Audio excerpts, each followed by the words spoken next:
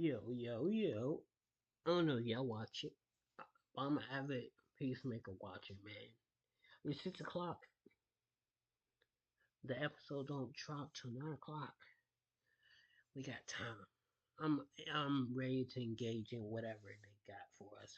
Like it be some rumors, some theories, some stuff that's probably not true, but you're looking for anything. You don't really care if it's true or not true. Anyways, I'm gonna get right into it. I got me a new overlay for y'all. Last one I wasn't really into the moving stuff. Like they had like outside stuff that was like moving. I wasn't into that. Anyways, let's get right into this one. This is Peacemaker season 2. What the blue dragon twist actually means revealed. This is 10 minutes. Not too long, but we ready to get right into it. Let's get it, y'all. One together. The Blue Dragon twist in Peacemaker Season 2 is one of those reveals that rattles the entire emotional core of the show. It plays on everything we knew from Season 1, flips it upside down, and then asks us to sit in the discomfort of it all. What makes it so powerful isn't just the shock value, but how deeply it ties into Chris Smith's fractured identity, his relationship with his father, and the larger themes James Gunn has been threading through the DCU. Back in Season 1, Augie Smith was unambiguous. He wasn't just a bad dad, he was the White Dragon, a racist, abusive monster who poisoned Chris's childhood and warped his entire sense of self. Augie wasn't just cruel in words, he made Chris fight his brother Keith to the death for entertainment, shaping Chris into the broken man we first met. By the end of that season, Chris killed him, literally putting down the demon of his past. That seemed final. But Season 2 complicates it with the multiverse, where alternate versions of familiar characters exist, sometimes better, sometimes worse, but always unsettlingly different. When Chris stumbles into Earth X through his father's quantum unfolding storage unit, he finds a version of his family still alive. Keith is grown and strong, and Augie exists too, but this Augie wears the mantle of the Blue Dragon, not white. Instead of being the cruel white supremacist we knew, this Augie presents himself as almost noble. And that changes everything. By the time episode 7 rolls around, Chris and his friends are fully embroiled in the nightmare of Earth X, where Nazis won World War II and the world runs on fascism.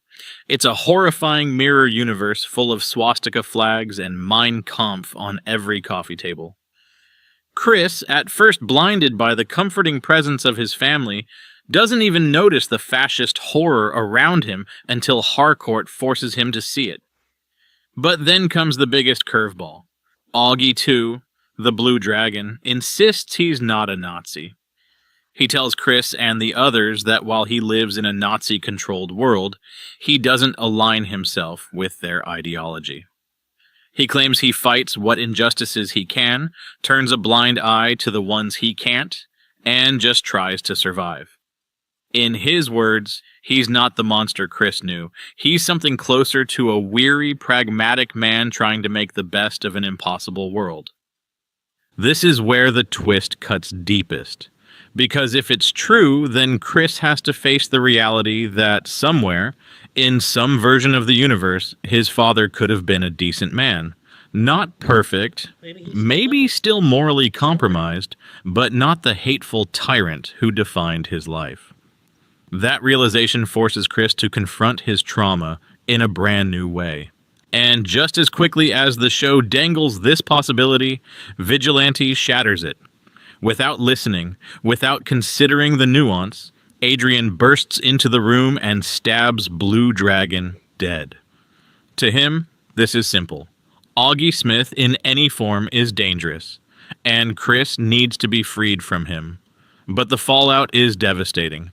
For Chris, this isn't just another death.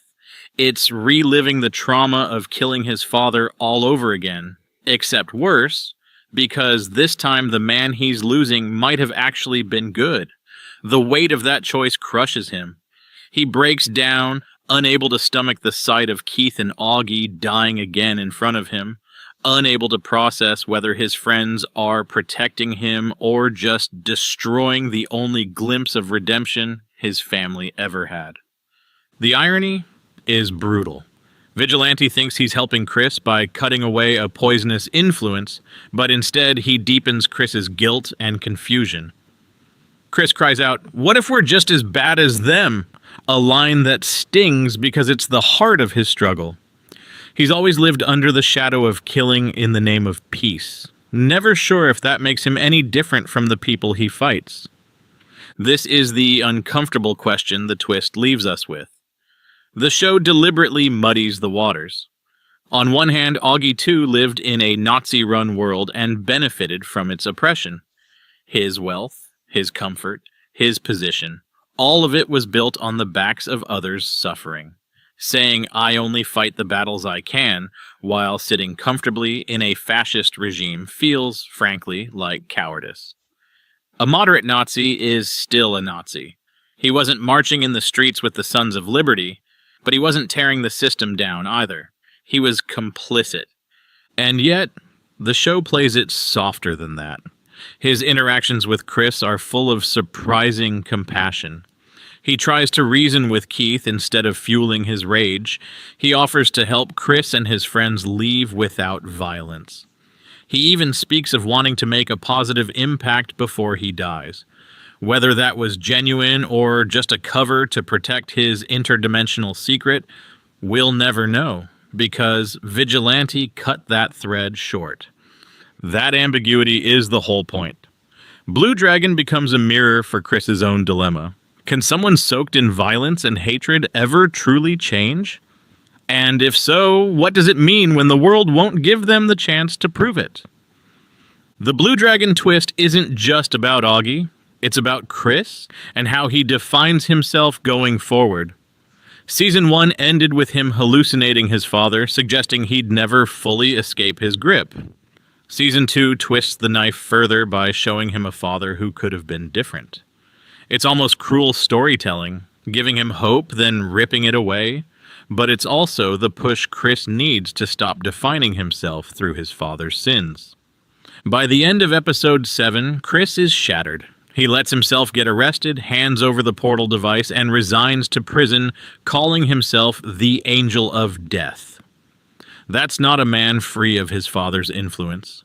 That's a man drowning in guilt, convinced he destroys everything he touches. Blue Dragon's death cements that belief, that even when he finds something good, it turns to blood. But the season isn't over, and that's where this twist becomes more than just a gut punch. It's setting Chris up for the finale. For the moment when he has to decide once and for all whether he is doomed to repeat Augie's legacy or finally break it. The presence of Argus, Rick Flag Sr., and the multiverse only amplify that conflict. Because somewhere out there, there are countless versions of Chris and countless versions of Augie. Which one he chooses to be matters now more than ever. James Gunn isn't doing this in a vacuum. The multiverse is the spine of his new DCU, and Peacemaker Season 2 ties directly into it with the quantum unfolding chamber. By showing us Earth X, Gunn nods to classic DC Comics lore while grounding it in the gritty, absurd, and emotional tone of Peacemaker. But the Blue Dragon twist does something even smarter. It personalizes the multiverse. Instead of just parading cameos and alternate versions of superheroes, the show forces its main character to confront the most painful what-if imaginable. What if my abusive father had been good? What if my family hadn't been broken? That's so much more powerful than just seeing another Superman or Batman. It shows how the multiverse can tear open emotional wounds, not just cosmic ones. And in the larger DCU, this sets the stage for Argus to weaponize those same wounds. Rick Flag Sr. is clearly using the chamber to try to find a world where his son is alive. That mirrors Chris's temptation with Augie. Both men are chasing ghosts, and both risk breaking the fabric of reality to get what they want. The Blue Dragon twist, then, isn't just about Chris's father. It's about how the multiverse tempts everyone with impossible second chances and how dangerous it is to take them. The Blue Dragon twist in Peacemaker Season 2 is shocking because it dares to complicate one of the show's clearest villains. It doesn't redeem him outright, and it doesn't fully condemn him either. It leaves him in that messy, gray space where real trauma often lives. For Chris, it's devastating. For us as viewers, it's haunting. Because whether or not Augie 2 was truly a good man, his death leaves Chris with the same scar. The feeling that family, love, and peace are always just out of reach. But if Peacemaker has shown us anything, it's that scars don't have to define the future. They hurt, they linger, but they can also push someone to grow. And maybe Chris's next chapter won't be about carrying his father's legacy, White Dragon, Blue Dragon, or otherwise, but finally choosing his own. And there you have it. The shocking truth about Blue Dragon that changes everything we thought we knew about Peacemaker's story. Was he really a hero, or just another mask hiding the same poison? One thing's for sure, Chris Smith will never look at his father the same way again. The multiverse has opened doors that may never close, and the fallout is only beginning. If you want to see how deep this story goes, and where it's all heading, stick with us, because the ending of Peacemaker Season 2 is going to shake the DCU to its core. Alright, thank y'all for watching. I'm gonna see y'all in the next